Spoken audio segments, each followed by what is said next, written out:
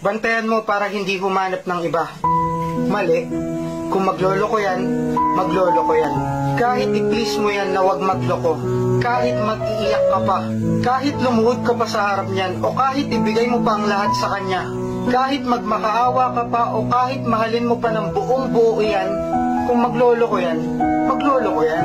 Kasi kung totoong mahal ka ng isang tao, kahit anong tukso man ang dumating sa kanya, kahit maraming pagkakataon na gumawa ng kalokohan, o kahit umabot sa punto ng buhay niya na kung saan sobrang komplikado na ng lahat, kung mahal ka niyan, mananatiling tapat sa iyo yan.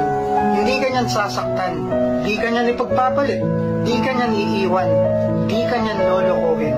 Hindi mo kailangan pilitin ang isang tao para maging tapat sa'yo.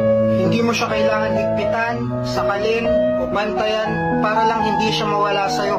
Kasi kung totoong mahal ka niyan, hindi yan gagawa ng bagay na alam niyang